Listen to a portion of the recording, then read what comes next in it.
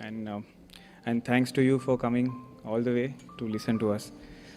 Uh, so when I was told the other day that I would be addressing a gathering of around 800 to somewhere around 700, 800 group of aspirants, I was thinking what should be I speaking about. And one thing that has struck me was after my results, there were many questions that were posed to me. The most cliched and frequent was, how are you feeling? And the most funniest and ridiculous was, did you expect to top this exam? Of course, I had ready-made answers. I repeated the same thing whenever they asked the question. But one question that really stuck me, somebody was asking after the interview. It was not even like a TV interview. Just after the interview got over, somebody asked me, Anudeep, you have been associated with UPSC for so many years, and the journey was full of ups and downs. So if you were to meet your younger self, if you were to meet somebody who is starting his preparation, the same Anudeep who has started in 2011-12, what advice would you give him? And that got me thinking. And then I thought about it that day, and then I could come up with 3 things that really I would advise if I were to meet my younger self. And those 3 things are what I want to tell you who are just starting or giving this exam.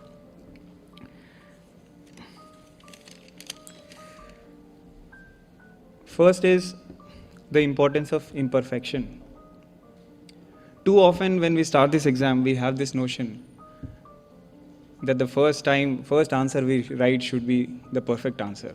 The first essay that we write should be the perfect essay. The notes that we make should be perfect. Under this idealism of perfectionism, what happens is we are overwhelmed because it's too ideal to reach. It's something beyond our capabilities. So what usually happens is when we look at the syllabus, when we look at others' answers, very good answers, we tend to get dejected. But please bear in mind that it is good to be imperfect. You will start imperfect, you will start nervous, but that is how the journey goes on. The first answer you will write will be the worst answer that you will ever write. The first essay that you will write will be the worst essay that you will ever write. But it is important that you write those things. Otherwise, learning will never happen.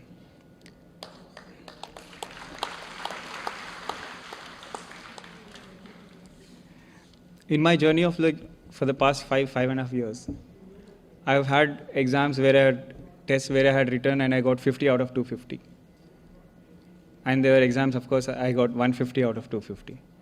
But when I look back, I think the exams where I got 50 out of 250 played a much more important role than where I got 150 out of 250. Because they tell you that what mistakes you are doing, where the deficiencies in your preparation. And that's how you improve consistently. The competition is always with the person that you were yesterday, not with the 10 lakh aspirants who are giving this exam. So always bear that in mind. And the second important thing that I would advise is the importance of the here and now. What do I mean by it? Too often in this exam, we tend to get lost in our thought process. We either are thinking about our past or fearing our future. What has happened to the one test? Why did I not put that prelims bit correctly? Or how, some incident that has happened and you regret something in the past. Or you are fearing the future. So many aspirants are giving this exam. Where will I stand? What will my rank be? How many marks will I score in optional? These are the things that generally an aspirant gets lost in thought. It is common, but you also know that they don't serve any purpose. It is usual and it is common for us to have that negativity bias. Evolution, when you read evolution, it suggests that we are born to be biased in a negative way. We tend to remember our negative incidents much more than our positive attainments or achievements. But this exam, especially in my last attempt, I had learned the importance of the current moment. That no matter my baggage of failures in the past, no matter what rank I am going to achieve, it is very important that I stick to the targets that I have for myself. It is those small things. Let's say you have a target of completing these many topics in this week. Those are the small things that ultimately matter. It's not that you will top the exam, you will be All India first, 50th, you will get 500 in GS. Those don't serve any purpose. What serves purpose is how focused you are in those 1 hour sitting at your study table. And when you look back after your success, you understand the importance of those small things. I don't know how many of you practice meditation, but in meditation, you always train your mind to pay attention to that thought. What is happening? It is impossible for a person to be angry for a day unless he is thinking about the same thought over and over. It is same with all the negativity. You are feeling negative, you are feeling down because you keep repeating that fictitious story in your mind over and over.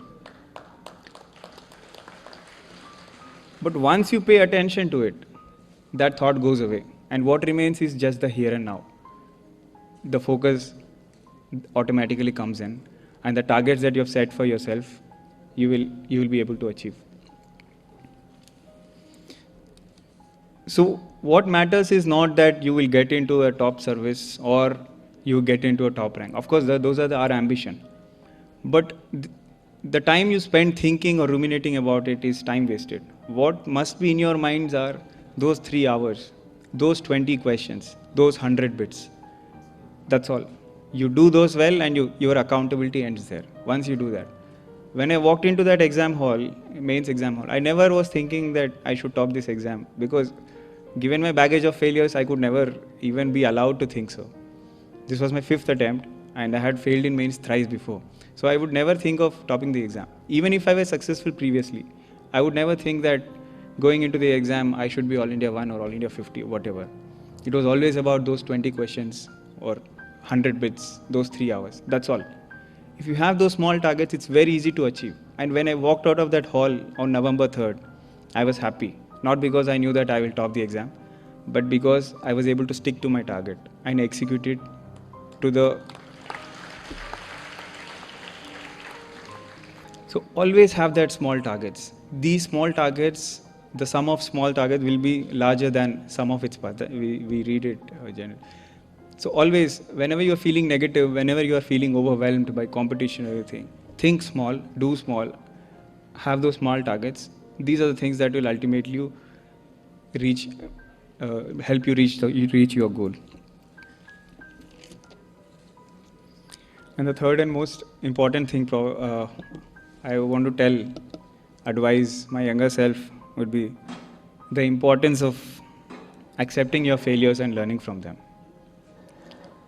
It is common that in this exam, best of the best gets humbled. Somebody from IITs, prestigious institutes. It is common.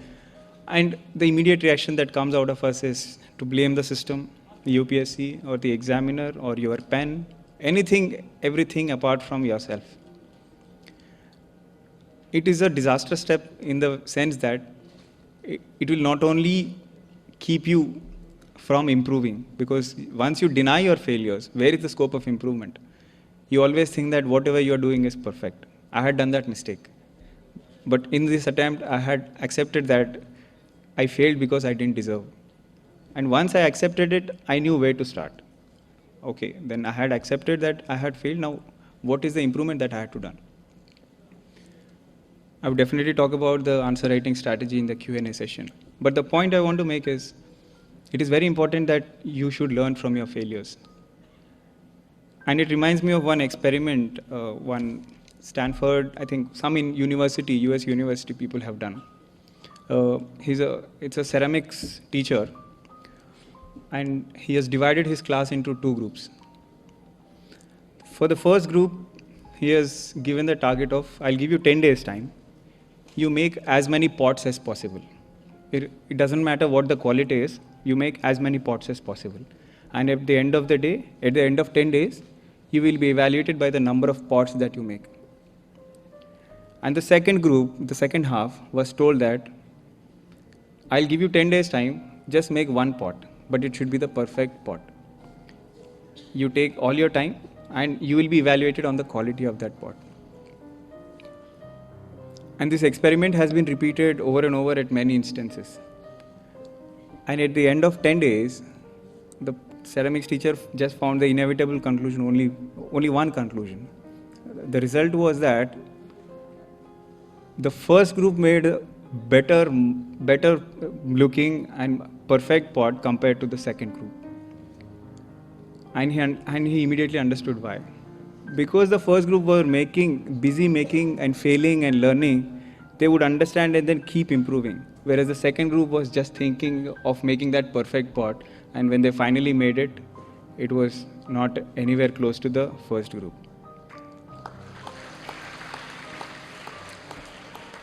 So don't be overwhelmed by the syllabus. When you start writing answers, as I said, it will be a very bad answer. I can assure you that. But it's important that you write those answers. Only then you keep consistently improving.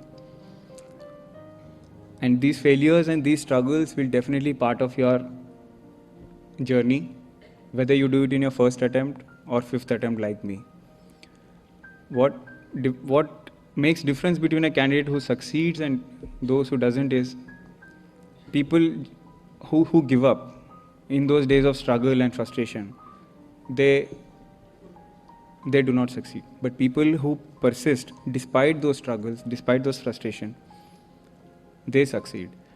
And when you finally succeed, and when you look back on your journey, it is these days of struggle, it is these days of frustration that will strike you as most beautiful. Thank you.